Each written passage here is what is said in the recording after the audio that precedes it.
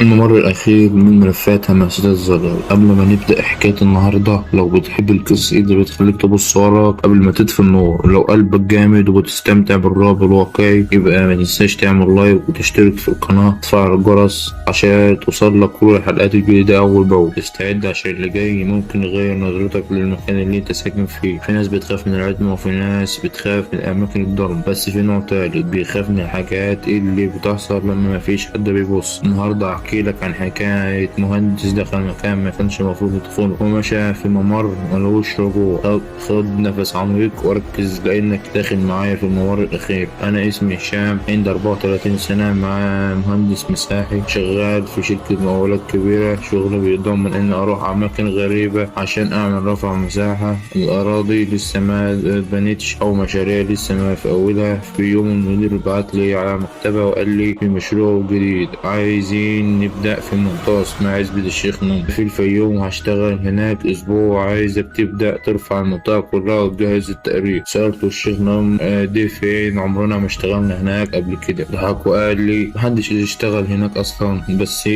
بس صاحب الأرض دفع مقدم محترم وقال هيوفر لك مكان تقعد فيه كمان وكل حاجة جاهزة. وصلت للقرية العصر والدنيا كانت مغيمة، كانت بتدي نظام بابي الشبكة، مفيش صوت غير صريخ عيال صغيرين بيتخانقوا على حجر قديم. قابلني راجل كبير عند مدخل العزبة، قال لي بصوت مقطوع انت المهندس اتأخرت ليه؟ الناس هنا ما بتحبش ليه؟ قلت له بهزار ليه؟ في ايه؟ في عفاريت؟ ما ضحكش، بالعكس بصلي بنظرة جامدة وقال لي المكان اللي في المكان ده ما اسموش عفاريت. وصلت للمكان اللي المفروض ابات فيه. بيت صغير من طابق واحد، جواه أوضة واحدة وسرير واحد حديد وكرسي مكسور. مفيش نور بس في لمبة. سرير حديد وكرسي مكسور. أول ليلة عدت ببطء، بس حصلت حاجة خلت قلبي يقع. حوالي الساعة 2 بالليل صحيت على صوت جاي من تحت الأرض، صوت جر سلاسل. في البداية قلت يمكن حد من الحيوانات، بس الصوت كان واضح تقيل ومنتظم. قربت ودني من الأرض وسمعت تاني جر وقف مرة واحدة، بعدين خربشة، وبعدين صوت خطوات بطيئة بتقرب. تاني يوم الصبح بدأت أشتغل. الشغل كان في حتة معينة. الراجل الكبير اللي قال لي مقربش منها. سألته ليه؟ قال لي ده الممر محدش بيقرب له. سألته ممر ايه؟ قال لي بيسموه الممر الأخير، اللي بيدخله ما بيخرجش زي ما دخل. طبعا أنا راجل علمي ما بصدقش الكلام، بالعكس حسيت إنه خرافات، وقررت أبدأ الرفع من هناك. دخلت الحتة ديت ولاحظت إن الأرض شكلها مختلف، طريقة كأنها محفورة قريب والهواء فيها تقيل. وأنا ماشي رجلي خبط في حاجة حديد، طلعتها كانت سلاسل مربوطة في باب حديد صغير في الأرض شبه الكبوت. سحبت السلسلة، الباب فتح بصوت يخوف. تحت كان في سلالم نازلة والسواد فيه ملوش نهاية. بصيت جوه سمعت الصوت تاني جر،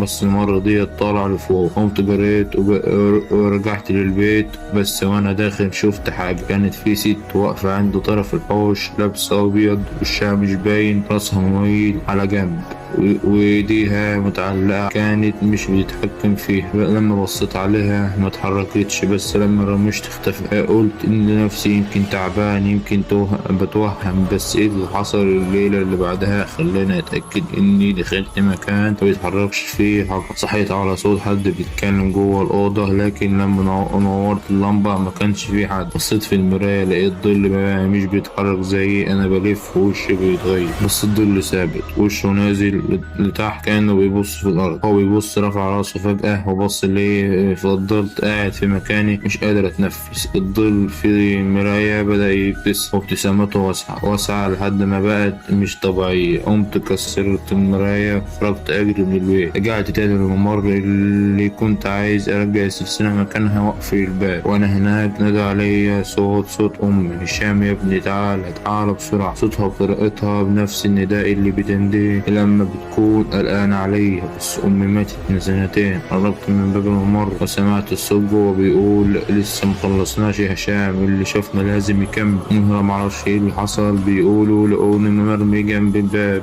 جسمي متجمد ووشي عليه علامات كأنه في حد حاطط ايده على وشي جامد. فضلت في المستشفى أسبوع ما كنتش بتكلم، ولحد النهاردة كل ما أغمض عيني بشوف الممر سلسلة مستنياني. لو وصلت لحد الآخر الحكاية، فده معناه إنك من القليل اللي استحملوا يوصلوا للممر الأخير. بس خد بالك، في بعض الممرات اللي بيعدي منها مبيرجعش زي زمان. اكتب لي في الكومنتات شفت ايه في ورا الباب علشان اعرف انك من الناس اللي شافوا النهاية. وما تنساش تعمل لايك وتشترك في القناة لو لسه ما اشتركتش، تفعل الجرس عشان اللي جاي اظلم واقرب مما تتخيل. وسلام، واشوفك في الكورس الجاي.